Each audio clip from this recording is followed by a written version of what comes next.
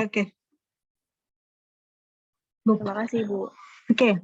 Misal di metodologi penelitian, tadi kan pertanyaannya adalah apa yang menjadi fokus penelitian pada penelitian kualitatif, apakah teknik pengumpulan data atau identifikasi masalah?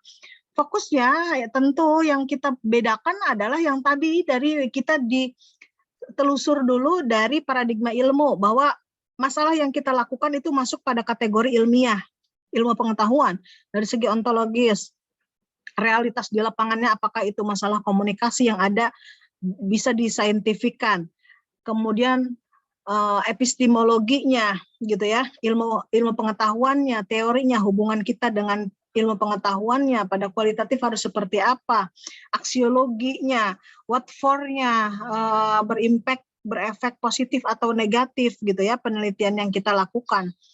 Kemudian retorisnya, metodologi itu kerangka kerja kita seperti apa. Poin pentingnya adalah terkait dengan yang saya sampaikan di slide sebelumnya adalah masalah penelitian, tujuan penelitian, teori yang digunakan, metodologi penelitian, ada 4 poin. Nah, itu yang harus difokuskan. Nah, kalau bicara pada metodologi penelitian, itu isinya tentu di dalamnya ada teknik pengumpulan data, Fadia ya. Misal metodologi penelitian, kalau dalam kualitatif, di dalam sistematika skripsinya itu masih ada di bab 1, berbeda dengan kuantitatif nanti ada pada bab 3. Jadi bab 2-nya itu teori, bab 3 kemudian metodologi, bab 4 gambaran umum, subjek dan objek penelitian, bab 5 temuan, bab 6 pembahasan, temuan dan pembahasan, bab 6 kesimpulan penutup. Misal ada paradigma penelitian, ini ya yang kita akan bahas minggu depan. Kemudian ada pendekatan penelitian, ada metode penelitian, gitu ya.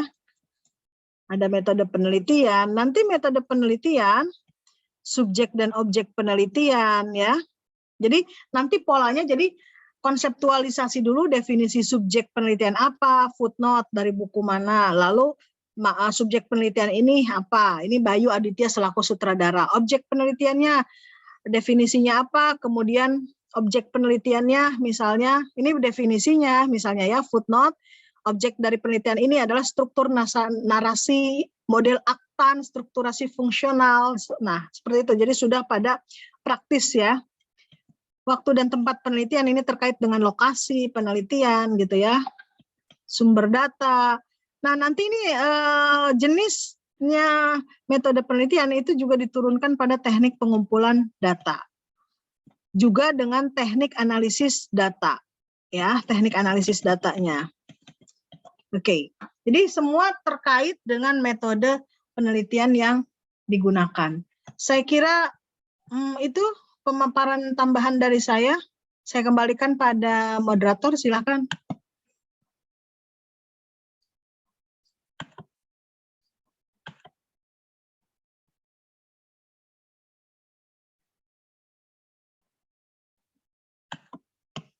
Silakan. Baik, terima kasih Bu atas tambahannya. Mungkin Bu saya mau nanya untuk teknik pengumpulan data itu kayak reliabilitas sama validitas bukan ya Bu? Untuk penelitian kualitatif. Gimana? Tadi kan Ibu bilang ada teknik pengumpulan data kan. Nah, teknik pengumpulan data itu yang saya tahu kayak reliabilitas sama validitas bukan Bu? Atau beda lagi? Oh, kalau reliabilitas dengan validitas itu uji keabsahan data pada penelitian kuantitatif. Kalau jenis teknik pengumpulan datanya tentu kuanti maupun kualitatif sama. Observasi, apakah jenisnya nanti partisipan or non-partisipan, wawancara itu apa, wawancara in-depth interview atau structural interview, kemudian dokumen, literatur dokumen, nah itu teknik pengumpulan data jenis.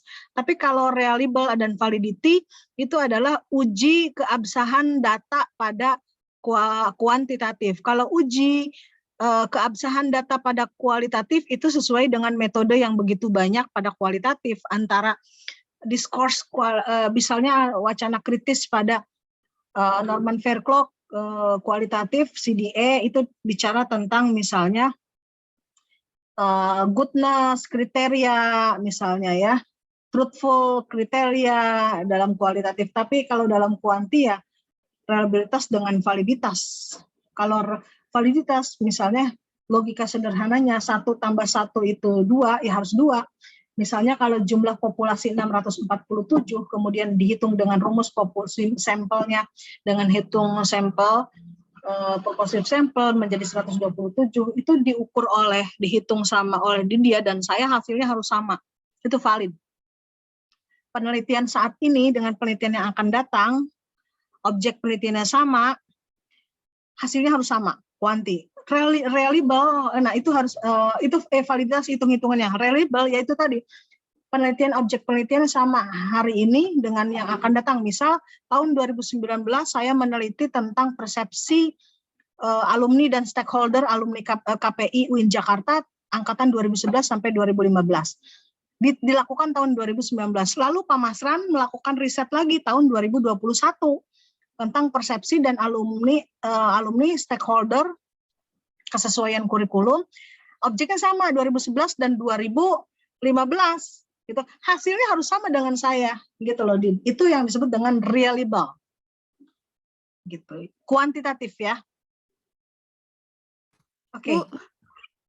Berarti kalau bisa kita teknik pengumpulan datanya itu pakai kuesioner, habis itu misalkan wawancara aja udah cukup, apakah kita perlu pakai kuesioner lagi atau gimana, Bu? Memang apa yang dimaksud dengan kuesioner? Kuesioner itu list pertanyaan. List pertanyaan itu disampaikan lewat apa? Wawancara. Kan idem. Kalau ke masyarakat gitu. Kenapa? Kalau ke masyarakat kayak misalkan ke anak-anak sekolah gitu, kalau kita neliti sekolah-sekolah gitu, perlu data. Ya itu wawancara itu kan ada 2, wawancara struktur dan wawancara unstructured. Kalau wawancara unstructured kita tidak bisa melakukan probing. Tiba-tiba di list pertanyaan tidak ada yang nanyakan Putri itu pacarnya orang mana sih? Gitu ya. Terus adanya berapa? Misalnya di list pertanyaan tidak ada, jangan ditanyakan gitu ya. Tapi kalau misalnya dalam list itu kuesioner hanya apakah Putri punya pacar? Ya, tidak. Jawaban itu aja, ya atau tidak. Pacarnya Jawa, Sunda, pilihannya 3 misalnya. Aceh misalnya. Jawabannya tinggal centang 1, 2, 3. Jadi tidak bisa melakukan your opinion. Hanya jawaban A, pilihan hitam, putih gitu ya. Dan kalau kuesioner, memang pertanyaannya tidak boleh berubah-berubah dan harus sama. Pertanyaan satu orang ke, misalnya ada 127 pertanyaannya harus sama. Karena nanti yang kita hitung adalah prosentase yang pacar Putri dari Aceh atau dari Sunda itu berapa orang yang bicara. Gitu ya, berapa orang yang bicara. Itu yang disimpulkan. Tapi kalau kualitatif, menurut saya pacar Putri itu mantannya banyak dari Jawa. Tapi menurut Via, enggak juga, ada juga Bu yang dari Aceh, enggak masalah, itu kualitatif. Jadi kalau kualitatif konteksnya jelas subjektivitas, kebenaran itu tergantung siapa yang menyampaikan data. Tapi kalau kuantitatif, kebenaran itu objektif, kebenaran itu diterima oleh datanya semua orang. Seperti itu. Seperti itu.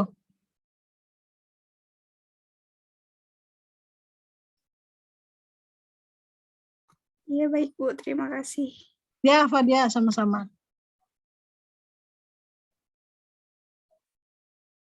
Silakan.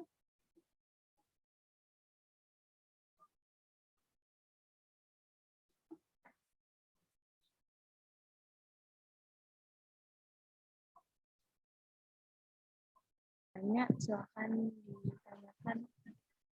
Ibu mau nanya lagi, berarti pertanyaan kuesioner untuk kuanti sama kuali itu beda ya?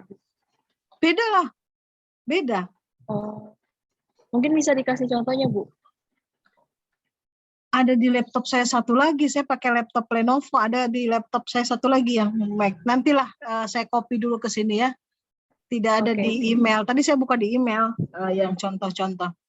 Kalau kuesioner tentu bicara riset questionnya itu dari definisi konseptual, definisi operasional, kemudian kita bikin instrumen, dibuat kuesioner, list-list pertanyaan. Tapi kalau dalam kualitatif, list pertanyaannya cukup 1 apa 2, kemudian sesuai dengan objek penelitian, kemudian kita probing di lapangan, seperti itu.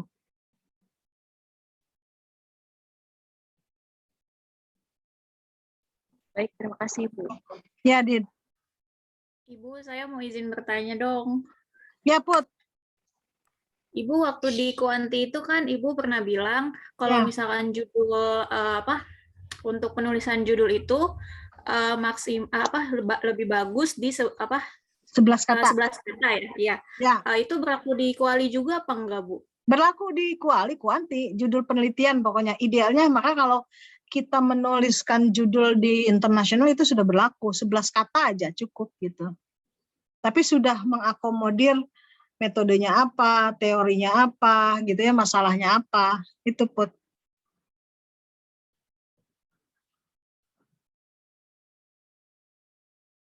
Baik, Ibu, makasih. Iya, Put. Hafifah ya? Iya, Bu. Saya izin nanya.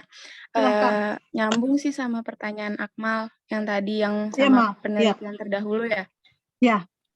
Nah, tadi kan saya sempat nyari-nyari gitu, sempat lihat-lihat gitu di webnya ya, Bu.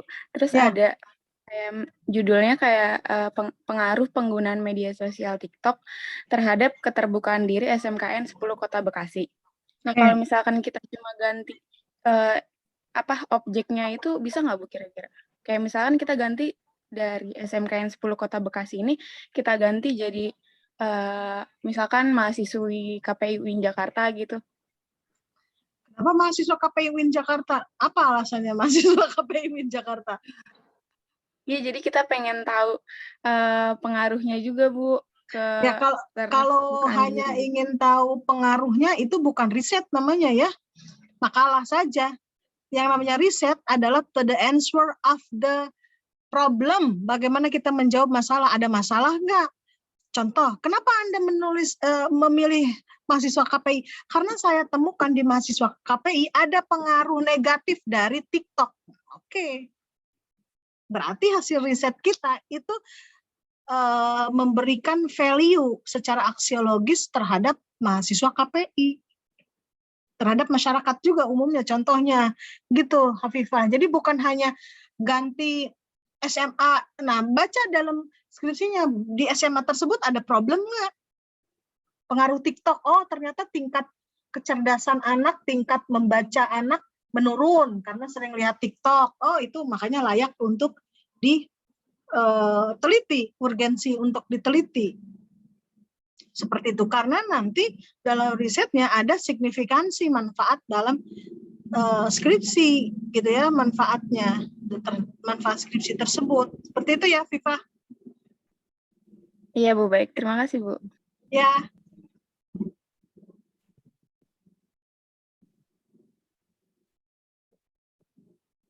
Oke, saya kira cukupkan pemakalah. Kayaknya udah nggak ada yang nanya lagi. Ya, Din. Langsung diselesaikan aja. Baik.